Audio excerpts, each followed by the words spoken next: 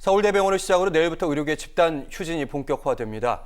동네 병원들까지 집단 휴진을 하게 되면 어떻게 되는 건지, 정부는 법에 따라서 실제로 처벌까지 하는 건지 이슈와 법률에서 자세히 알아보도록 하겠습니다. 박시영 변호사와 함께합니다. 어서 오십시오. 네, 안녕하십니까. 네, 의사들 입장에서 사실 의대 증원 문제는 되돌리기 힘들다는 거 충분히 인지하고 있을 테고, 또 국민 여론 따갑다는 것도 알고 있음에도 불구하고 강공 결정을 한 배경 어떻게 보십니까? 네, 의사협회가 집단 휴진을 결정하면서 내건 요구사항은 크게 세 가지입니다. 첫 번째는 의대 정원안을 재논의해야 한다는 것입니다. 올해 의대 정원안은 확정이 되었지만 향후 동일하게 2,000명씩 증원하는 부분에 대한 재논의가 필요하다는 것입니다. 두 번째는 필수 의료 정책 패키지를 수정해야 된다는 것이고요. 마지막으로 세 번째는 전공의 등에 내려진 행정처분을 소급해서 취소하여야 한다는 요구사항입니다. 이러한 세 가지 요구사항에 대해서 정부가 수용하지 않겠다라는 방침을 밝혔기 때문에 이제 집단 휴진을 결의하고 내일부터 이제 집단 휴진이 시작되게 되었습니다. 네. 환자들 입장에서는 걱정거리가 한두 가지가 아니고, 뭐 항암 진료도 밀렸다고 그러고 수술도 잘 안 된다고 사실상 의료 공백 상태라고 저희가 볼 수 있는데, 보니까 서울대 병원들 교수들의 상당수가 벌써 집단 휴진에 동참했다고 그러고 내일 또 동네 병원까지 참여한다고 하는데 어느 정도 규모로 지금 예상을 할 수 있을까요? 네, 말씀하신 것처럼 서울대 의대 교수들의 경우에는 오늘부터 이제 집단 휴진에 돌입하게 된 상태입니다. 다만 서울대 의대 쪽에서 밝힌 자료를 보면 전체 교수의 한 절반 정도가 이제 참여를 하는 것으로 보이고요. 뭐 중증 치료 등이나 이런 필수 수술 같은 경우는 이제 계속 되겠지만 일단 휴진에 돌입한 만큼 이제 공백은 있을 것으로 보입니다. 특히 이제 서울대뿐만 아니라 연세대 의대 교수들의 경우에도 27일부터 이제 집단 휴진을 하겠다라는 입장을 밝힌 상태입니다. 또한 이른바 빅5 병원으로 알려진 이제 대형 병원 소속 교수들의 경우에도 이런 집단 휴진에 참여를 할 것으로 보입니다. 특히 이제 의사협회의 경우에는 이른바 개원이들이 중심이 된 이제 단체입니다. 흔히 말하는 동네 병의원. 그렇습니다.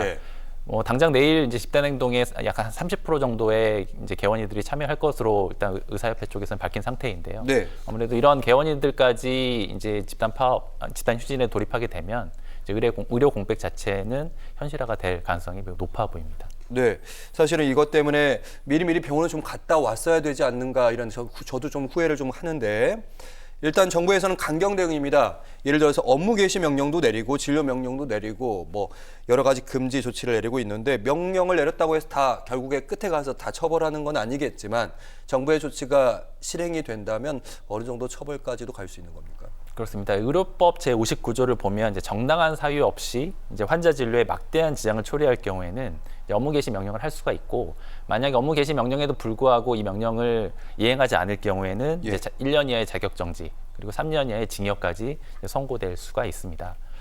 그리고 이제 정부가 공정거래법 위반에 대한 이제 의견도 밝힌 상태이고, 실제로 오늘 이제 공정거래위원회에 이 부분에 대한 이제 신고를 한 것으로 지금 언론 보도가 나오고 있는데요. 네.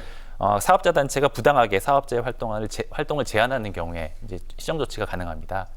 이제 의사협회가 이른바 이제 소속 회원 의사들로 하여금 집단 휴진에 참여하도록 강요하거나, 만약에 그러한 그 집단 휴진에 참여하지 않을 경우에 뭐 불이익을 제공한다거나 이런 식의 행위를 할 경우에는 이제 공정거래법 위반에 해당될 수가 있습니다.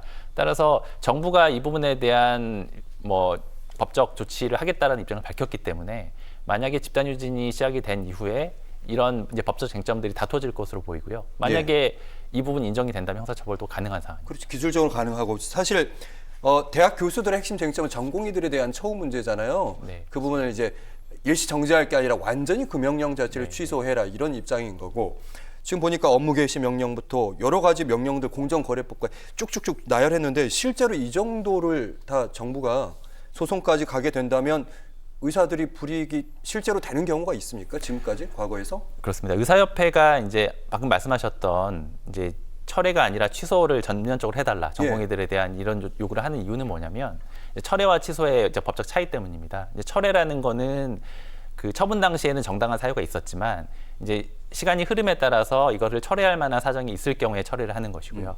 지금 이제 교수들이나 의사협회에서 요구하는 취소라는 거는 애당초 전공의에 대한 처분 자체가 위협하기 때문에 그거를 이제 취소해달라는 겁니다. 그래서 이제 그런 부분에 대한 입장 차이가 있는 상태이고요.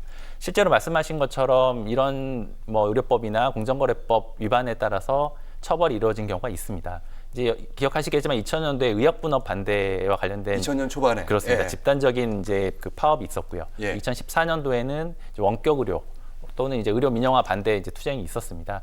특히 2000년에 있었던 의약분업 반대 파업 당시에는 의협회장이 의료법 그리고 공정거래법 위반 혐의가 적용돼서 실제로 면허가 취소가 된 케이스가 있습니다. 면허가 취소가 되게 되면 다시 복구는 안 되는 겁니까? 그렇죠. 법적으로는 이제 특별한 사정이 없는 이상 이제 취소가 되는 것이고요. 이제 예. 나중에 이제 그 시간이 지났을 때 이제 별도로 다시 그 부분을 한번 회복할 수 있는 조치를 취할 수 있는 것입니다. 네네네. 아주 강하게 갔을 때 그 정도고 이제 그 집행부에 대한 견해인 거고 일반 그냥 단순 참가자에 대한 그런 처벌 사례는 그렇게 많지 않다는 뜻으로. 그렇습니다. 일단 그 집단 휴진이나 파업의 경우에는 이것을 이제 주도했던 이제 사업자 단체나 이제 그 사업자 단체의 장에 대한 처분이 있었던 것인데요. 특히 이번의 경우에도 이번 집단 휴진은 의사협회 주도로 지금 이루어지고 있는 것이기 때문에 예. 말씀드린 것처럼 의사협회가 소속 회원들로 하여금 집단 휴진에 참여하도록 강요하는 행위 혹은 뭐 불이익 제공 행위가 있었다면 이제 의사협회 장에 대한 이제 법적 조치가 취해질 가능성이 현재로서는 높아 보입니다.